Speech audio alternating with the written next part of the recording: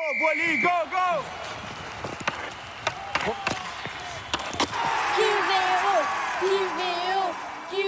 Le premier conseil que je pourrais donner aux futurs chasseurs d'oiseaux migrateurs, c'est lorsque l'adversaire s'en vient, ne pas les regarder et baisser les yeux. Deuxième conseil, ça serait de travailler les abdominaux. Le troisième conseil serait sûrement de pratiquer les tirs. Go, go, go, Boily, go, go! Je pense fortement que j'ai mélangé deux sports dans ma tête. Je vais aller 2 minutes au banc des pénalités, réfléchir à mes idées. QVO vous est présenté par Remington.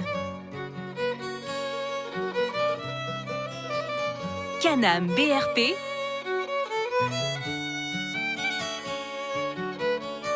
Et Fréchette et Fils Marine.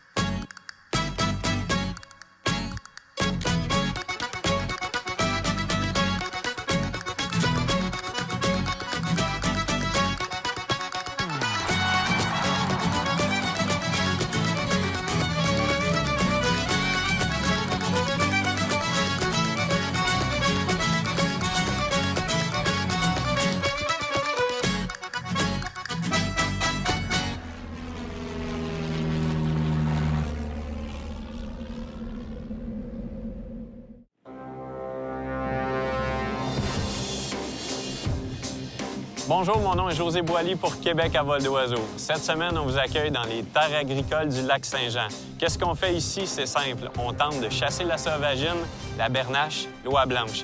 Une problématique toutefois, il n'y a pas d'oiseaux. Les dates qu'on a choisies sont un peu de bonheur. On est au 15 de septembre. Qu'est-ce qu'on va faire aujourd'hui? Alexis, on embarque dans le camion. On tente de trouver des oiseaux pour s'assurer une chasse de demain. Suivez-nous.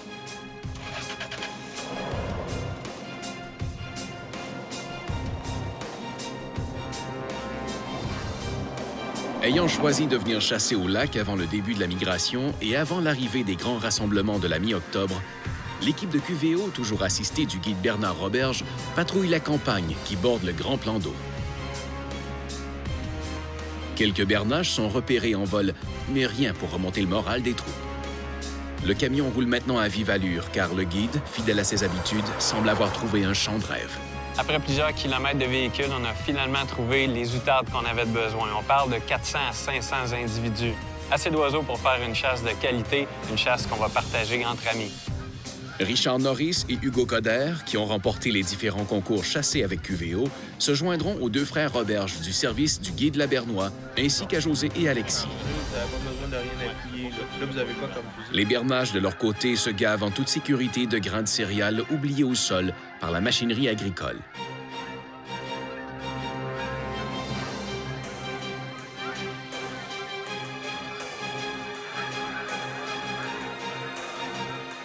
Un large sourire habite maintenant la figure de José. Lui et ses amis veillent à ce que les volatiles quittent le champ sans être effarouchés pour maximiser les chances de retour dans le même secteur le lendemain.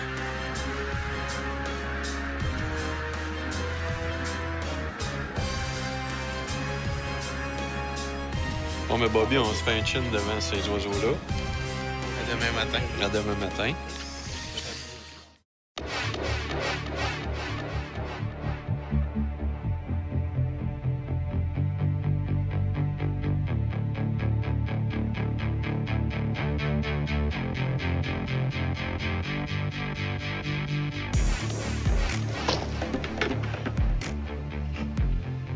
Bien, je vous souhaite un beau matin. On est rendu dans le champ.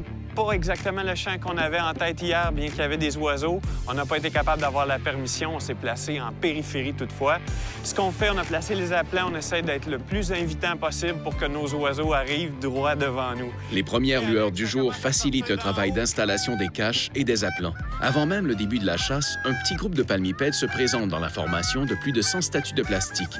Les caches sont fermées, les flûtes commencent à chanter. L'action peut débuter. Go, les gars, go!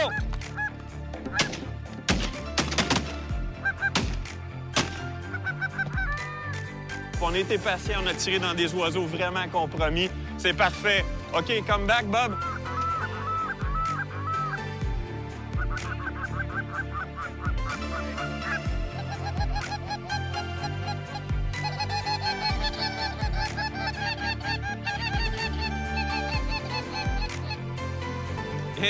Viens-t'en, ma puce. Ouais, bon chien. Allez, hop.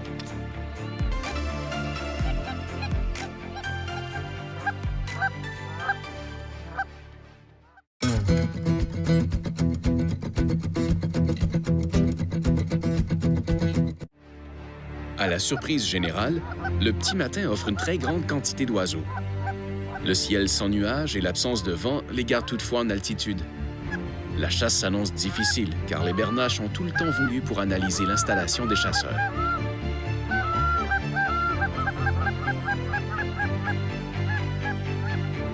Sans relâche, Alex et José tentent d'inviter, à l'aide de leurs plus belles notes, les escadrons de joues blanches.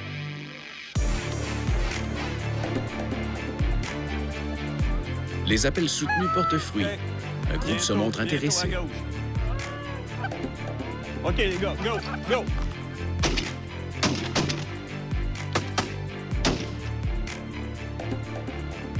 Oh, c'était encore magique, hein? C'est magique.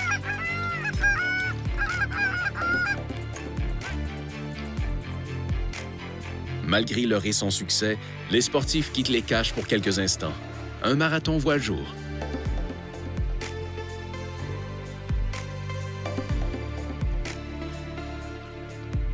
Ce qu'on vient de faire à la course, on a placé des appelants qui nous donnaient une entrée trop à gauche. La pointe était trop longue, on l'a rapprochée. Les oiseaux devraient se présenter directement en avant de nous, un peu plus près. Je suis en forme. Hein? Toi, Alex? Non.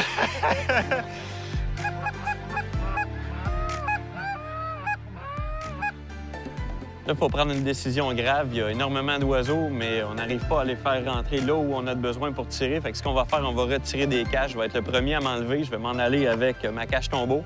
On va regarder le spectacle de loin. Puis à toutes les 2 séquences de tir, on va changer les tireurs. Fait que comme ça, tout le monde va avoir la chance de participer. Puis pour ceux qui ont des moins bons billets, bien, ils vont être des gradins plus longtemps.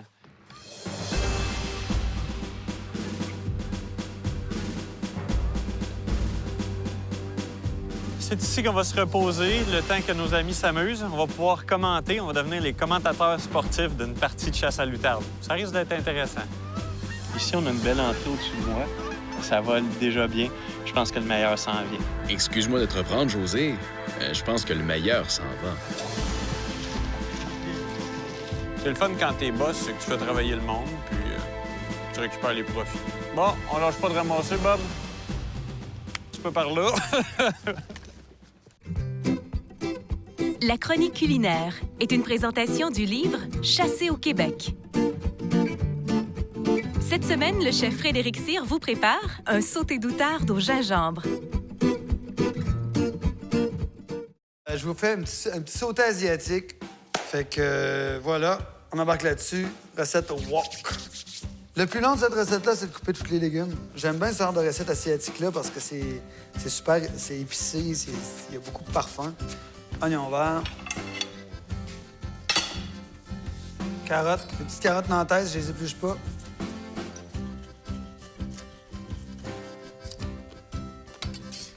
Poivron. Parce qu'à la fin, le plat, vous n'avez rien à rajouter. C'est vraiment juste les légumes qui font la déco avec la viande, tout ça. Fait que c'est plus trippant d'avoir un maximum de couleurs possible. Gingembre, ail, échalote, oignon. Ce qui est trippant là-dedans, c'est d'essayer de conserver des formes, des légumes qui sont longs, petits. Les gousses d'ail, des fois, je les écrase. Là, je fais juste les émincer. Je trouve ça le fun. Ça laisse un petit... ça laisse de la forme. Si c'est coupé trop petit, c'est que comme ça se mélange mal avec le reste, souvent, ils vont brûler dans le fond du wok. Et voilà. Là, on a nos poitrines. Ce que je fais, moi, je les ouvre en portefeuille, c'est plus facile. Comme ça. Puis après, je les émince. Écoutez, le but, c'est que ça cuise très rapidement. On fait chauffer son wok, vraiment chaud. Bonne quantité d'huile. J'ai laissé séparément le céleri, le gingembre, l'ail, tout ça mélangé ensemble. Je vais en mettre une partie au départ, juste pour parfumer mon huile. Après ça, on prend notre outarde.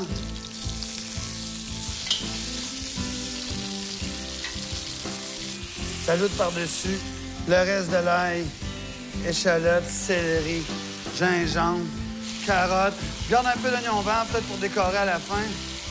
J'en ai mis comme la moitié dans le plat. Voilà.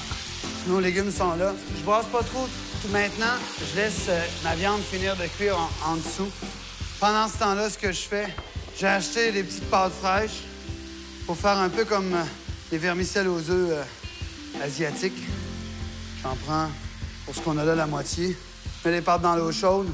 C'est des pâtes fraîches comme ça va cuire en 2-3 minutes. Brasse mon mix. Allez, hop. On y est. Déjà, juste à l'odeur que vous n'avez pas, mais moi, j'ai bien en direct. Puis, c'est déjà presque prêt, là, notre plat. Il va comme ça. Ça.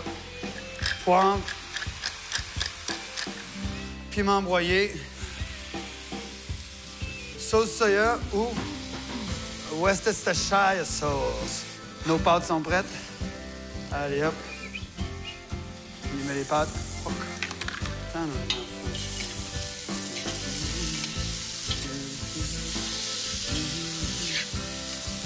Voilà, un peu des nouilles. Truc. Voilà. Ça, un petit peu d'oignon vert. Simplement, c'est tout. On peut rajouter un peu de piment broyé si le cœur vous en dit. Ce qui est le fun, c'est que les viandes les plus fortes, celles que vous aimez le moins, au moins, c'est très, très parfumé, c'est très relevé. Ça permet aussi d'agrémenter le goût parce que ces viandes-là, en fait, on peut leur mettre plein d'épices, plein d'assaisonnements. Ils ont du caractère. Voilà. Petit sauté asiatique d'outarde. Bon appétit.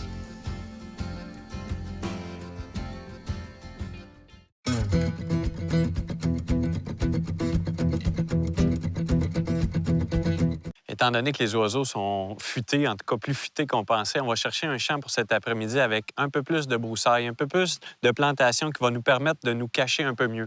C'était peut-être ça la clé du succès qu'on n'a pas eu ce matin.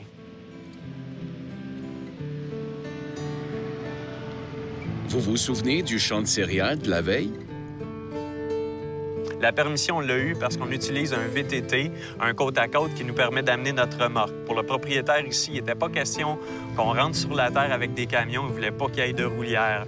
On a choisi un plus petit champ, évidemment, parce qu'il y avait des oiseaux, mais je pense qu'avec la végétation qu'il y a au sol ici, on va être capable d'être invisible puis bien se cacher.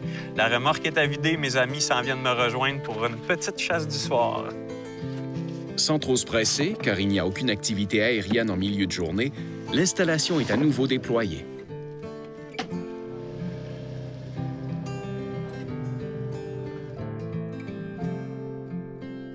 Les gars, je vous souhaite la bienvenue aux chasseurs anonymes. C'est important de s'ouvrir si on veut aller plus loin. Moi, à 12 ans, je suis tombé dans la chasse, puis je m'en suis pas sorti. Vous, M. Émile? Moi, j'ai commencé à 40 ans. La réunion des chasseurs anonymes est quelque peu écourtée. Des outards sont en approche et cette fois-ci, elles veulent le champ. Allez-vous, les gars, là? OK, go!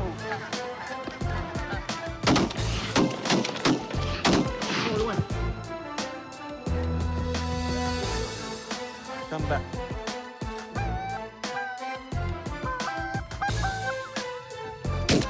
C'est beau, Bob. C'est parfait, ça. Et que c'est merveilleux. Là, on sent que la chimie s'est installée, puis les oiseaux répondent. C'est une chasse de soir, c'est une passe de soir, comme on l'appelle.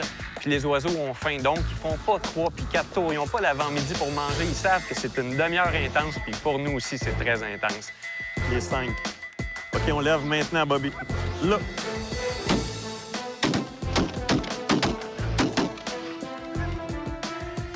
Nice. Pour l'ensemble de ton œuvre, Alex, c'est à toi celle-là.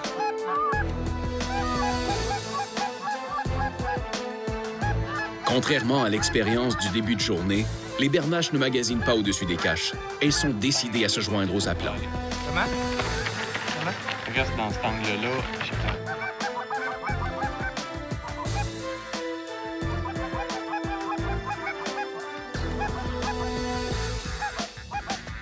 Les deux, Bob. Go! C'est bon. C'est vraiment ma plus belle passe du soir à la bernache. J'ai jamais fait ça. Ici, au lac, les oies, les outardes sont obligés de sortir 2 fois par jour parce qu'il n'y a pas de nourriture sur le lac. Donc, ils ne peuvent pas manger uniquement sur les berges, sur le bord de l'eau. Donc, ils viennent au champ et c'est parfait. OK, Will? Go! Go!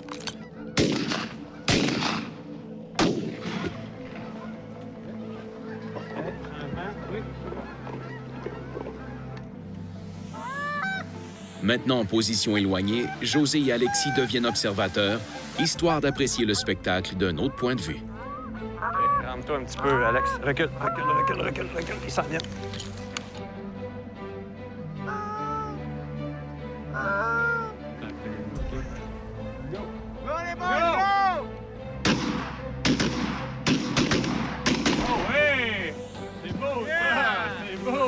Un beau triplé. Et nos enfants vont bien. Comment t'aimes ton camouflage?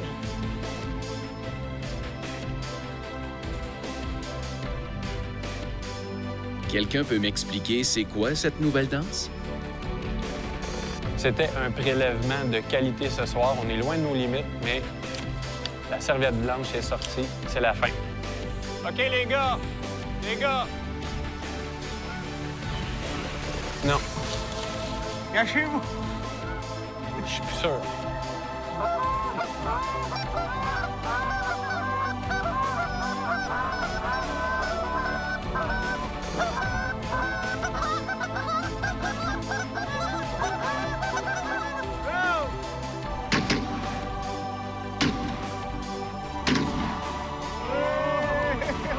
Ça a fini en beauté.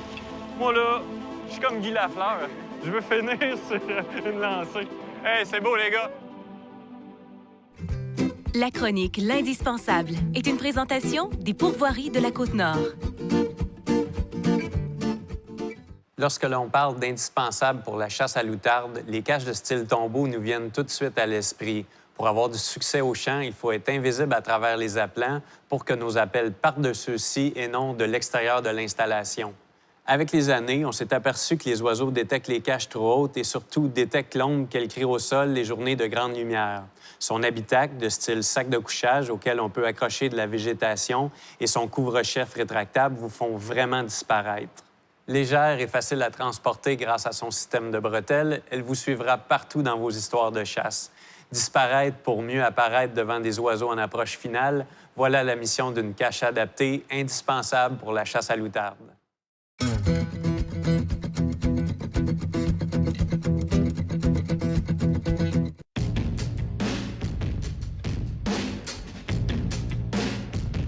Après avoir obtenu une nouvelle permission auprès d'un producteur agricole fort sympathique, une seconde chasse du soir est sur le point de voir le jour. La première sortie d'après-midi ayant été vraiment plus productive que celle du matin, l'équipe de QVO a fait quelque peu la grasse matinée. Je vous dirais qu'au niveau de l'installation, on ne s'est pas cassé la tête. On a choisi la formation en V. Le V renversé, vous le voyez très bien au-dessus de mon épaule.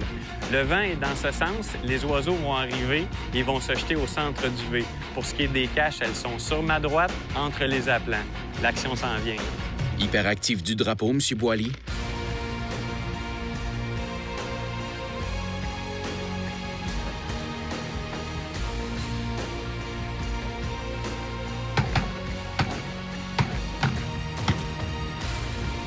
Bernard et son fidèle compagnon ont repris le boulot suite à une première pluie de volatiles.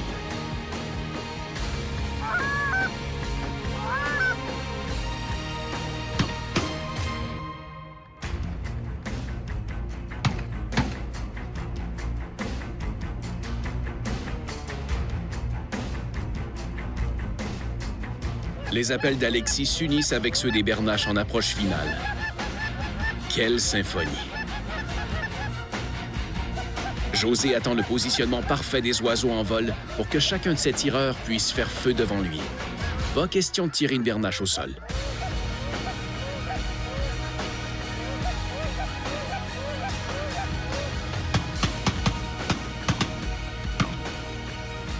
Hey, c'est beau ça, les gars. C'est vraiment bien. On va faire encore un petit peu d'ajustement pour notre V pour diminuer la patte du V qui est de ce côté-là. Et les oiseaux rentrent très bien encore ce soir. J'ai échangé mon fusil Versamax pour un Canon. Ce que je veux faire, c'est prendre des photos de mes copains en action avec des oiseaux qui tombent. Je ne sais pas si je vais réussir. Lorsque j'aurai une belle photo, je vais aller me rasseoir dans la cache.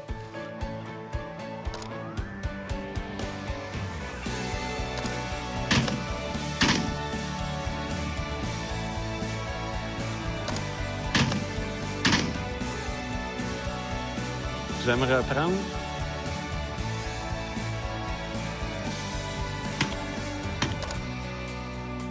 Ma photo étant prise, je suis de retour dans la cache tombeau.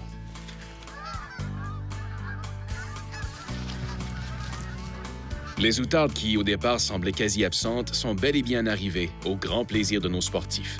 Comme par magie, elles ont aiguillé leur déplacement migratoire pour apparaître devant les caméras de notre équipe de tournage. Trouvant dans cette région la nourriture nécessaire pour la poursuite du voyage, les bernaches passeront plus d'1 mois à se gaver à même les terres agricoles. Là tout seul, M. Norris. OK, les gars.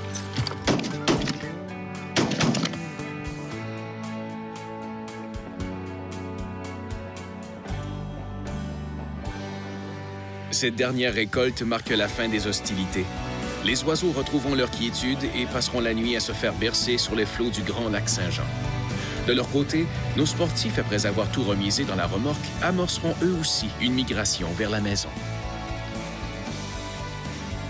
L'aventure au lac Saint-Jean se termine déjà, malgré le fait qu'il y a des oiseaux encore partout dans le ciel.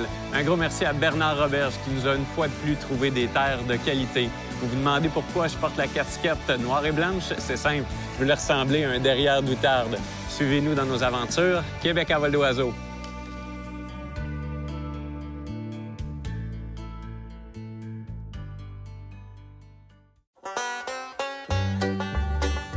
QVO vous a été présenté par Remington. Can-Am BRP et Fréchette et Fils Marine.